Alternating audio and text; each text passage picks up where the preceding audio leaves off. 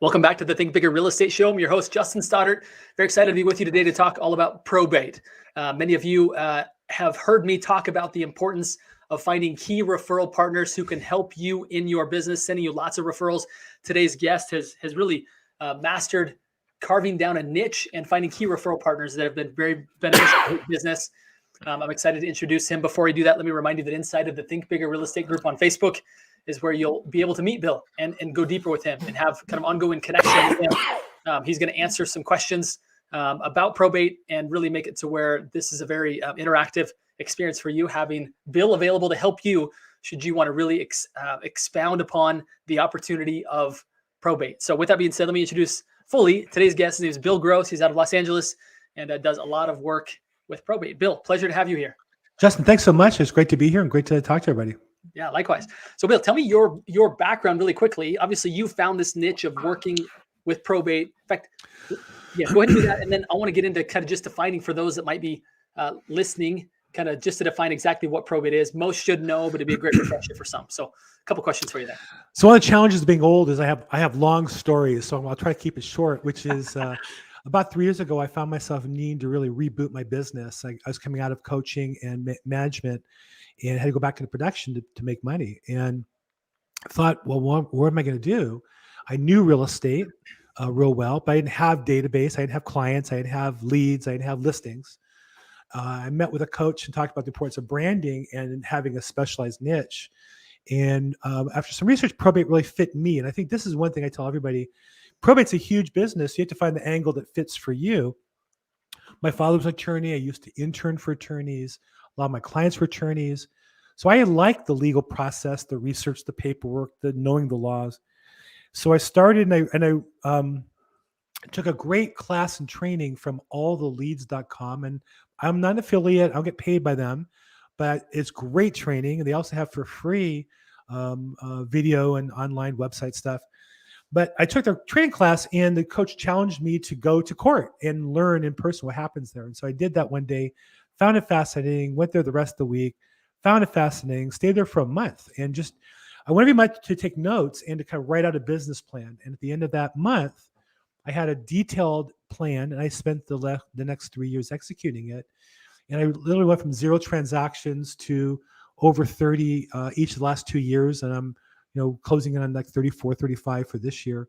So I made a really good living in my probate business and did some flips along the way. And I've built a team, kind of underneath that as well, but really focusing in on probate real estate and what I call legal real estate, because at the court, I'd meet attorneys and develop relations with them as well.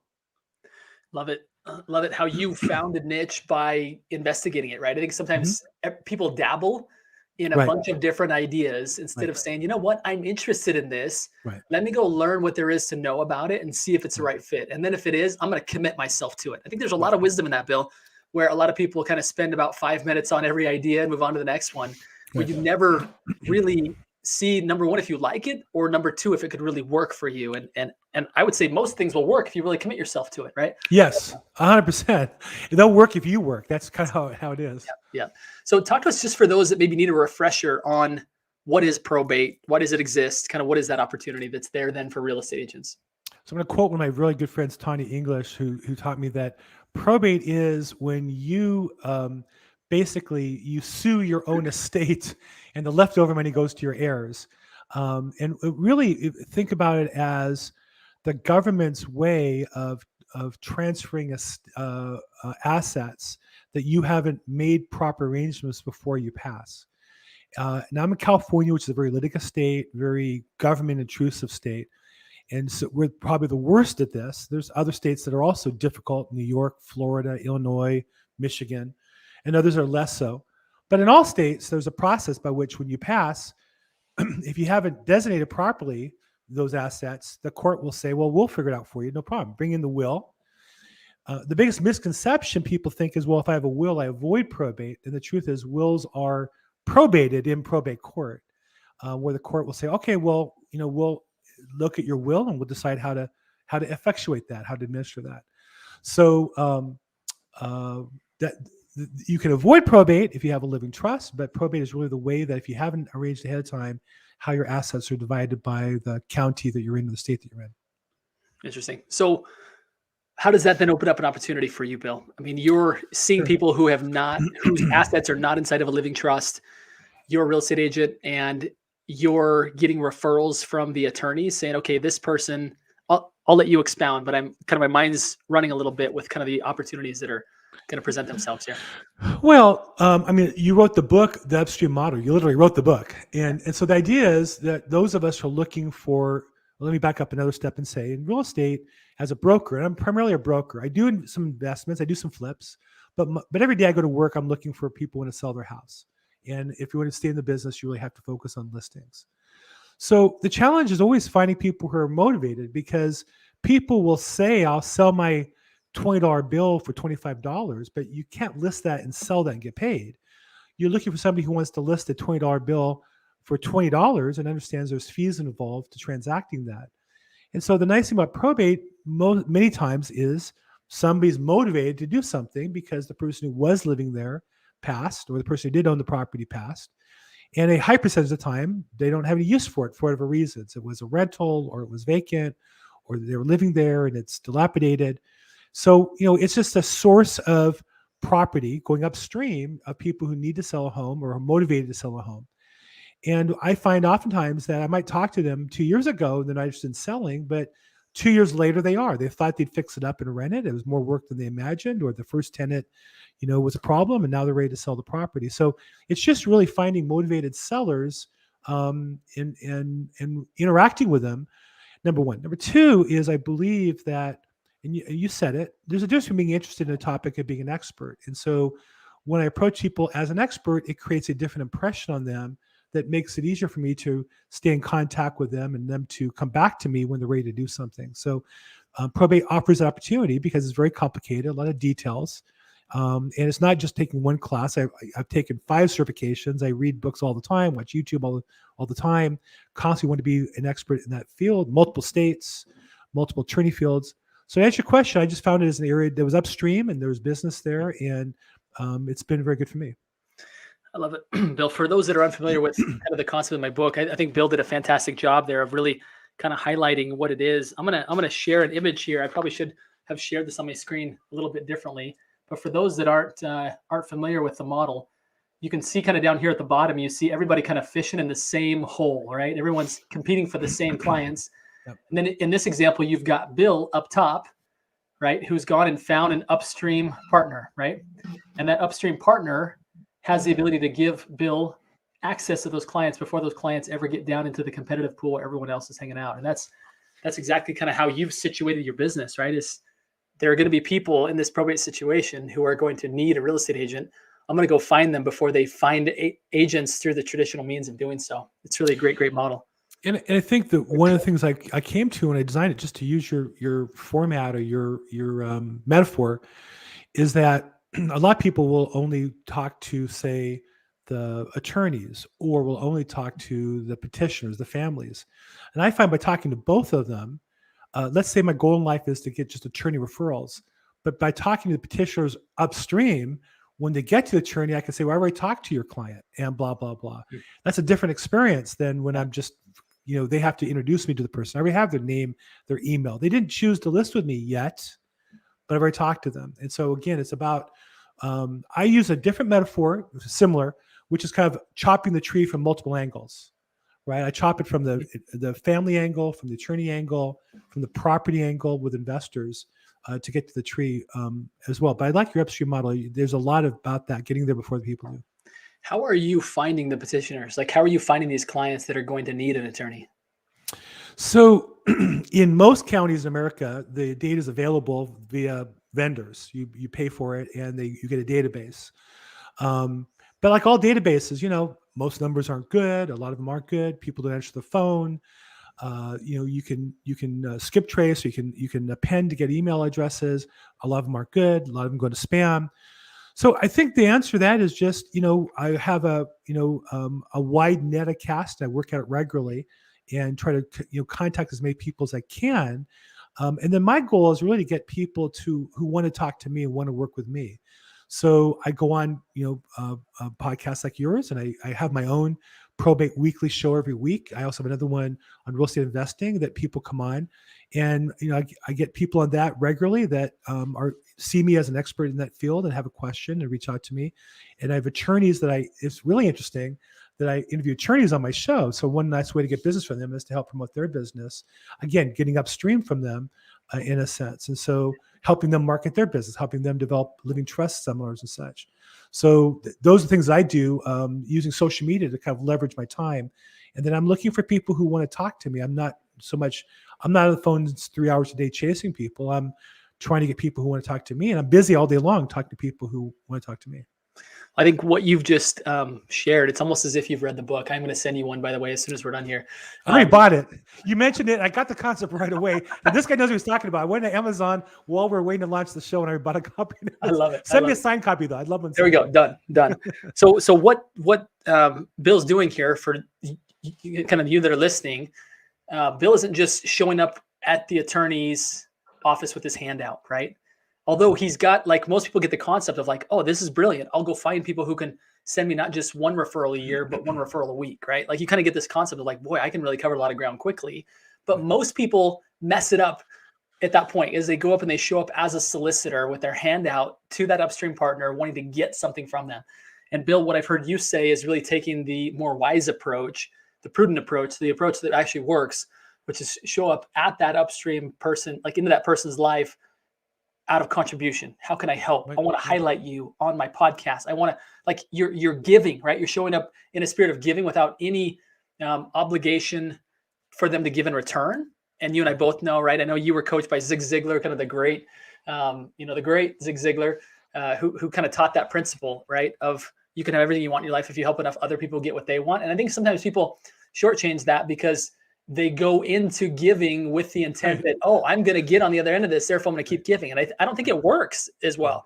No. Like, when you go in simply just, I'm going to give so much value to this person. And if something comes back, great. If not, I'm going to keep giving it out, knowing that the universe is going to bring it back around. And I think that's when people really win, is when they really embrace that principle of disconnecting what they're going to get from the fact that they're just there to give and to serve. Now, keep in mind, you need to serve the right people, right? You can't be serving some random person that can't ever impact your business, or you can, but it's not, necessarily the best business decision. But once you find the right upstream partner, then adding value to them without any obligation for them to return, it will return, right?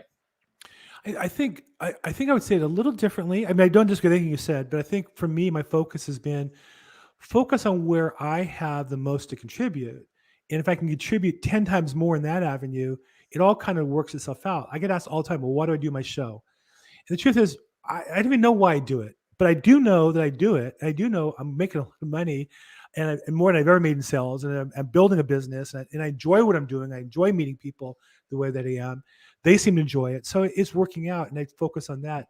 I'll share with you pre-COVID, for example, I used to offer to introduce agents and investors to probate court. And I would host 2 or 3 days a week, a little get together where we'd meet before court started. And I was downtown LA. It was early in the morning, but that's when court was.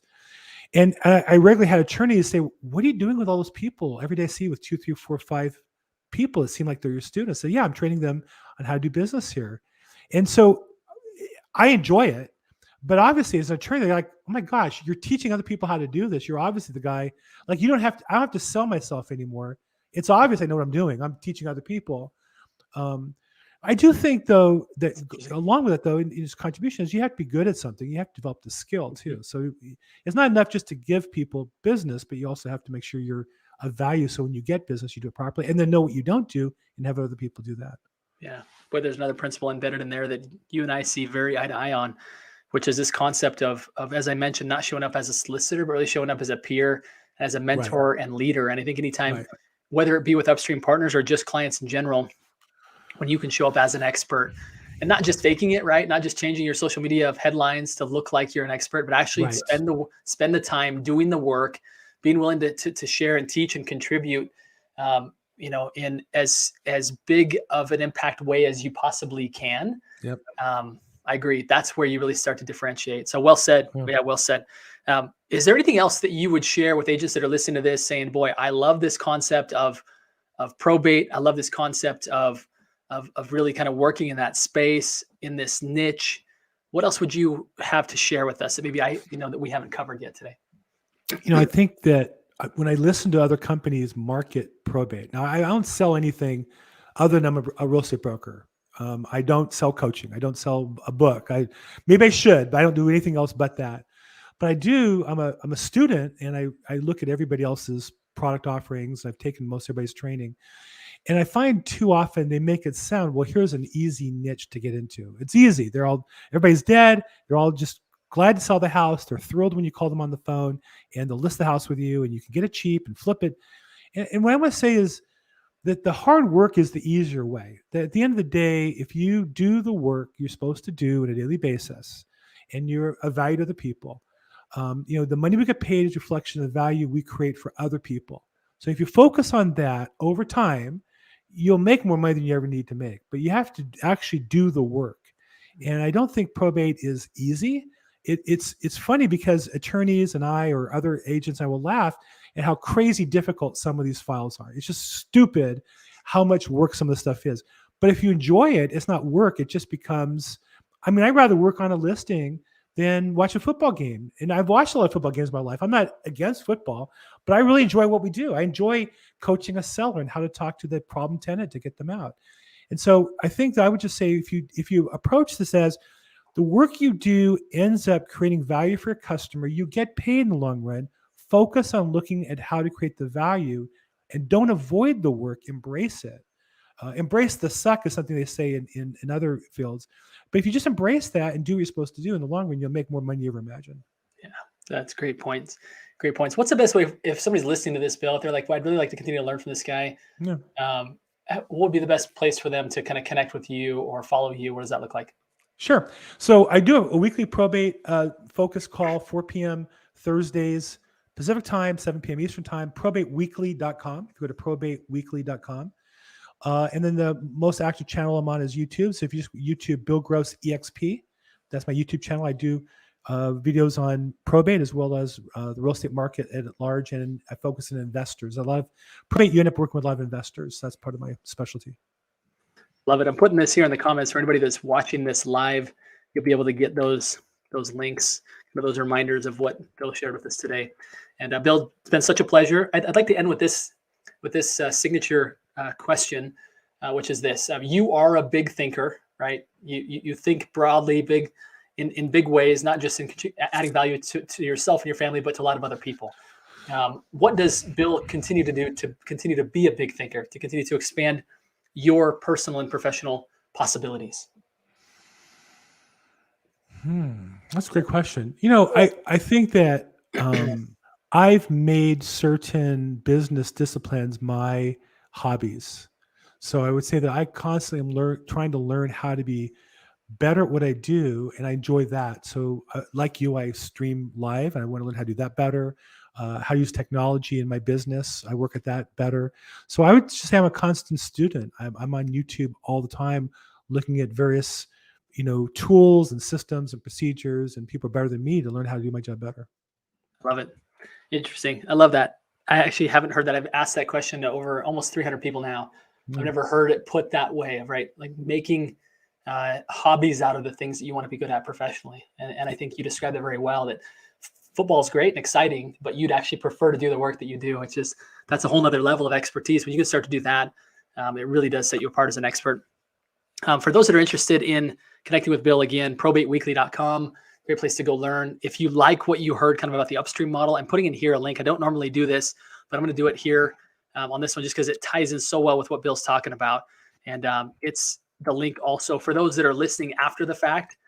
It's just my name, justinstoddart.com/book. And you can actually get your hands on a free plus shipping copy. So I'll put that in the chat. Those of you that are watching after the fact as well can see that. So Bill, been such a pleasure to have you on the show today. Thank you for your expertise and your example of really being a great leader, right? Where you're really there from contribution. I think the greatest leaders are the ones that contribute the most. And I really see you really having built a business around those values. I love it. I love what you're doing. Excited to be connected to you, and I look forward to continued collaboration in the days ahead. So appreciate it very much. And for everybody listening here today, my final request is this: go think bigger. Bill, thank you for helping us do that today, my friend. Justin, thank you. Thank you so much. It was fun. My pleasure.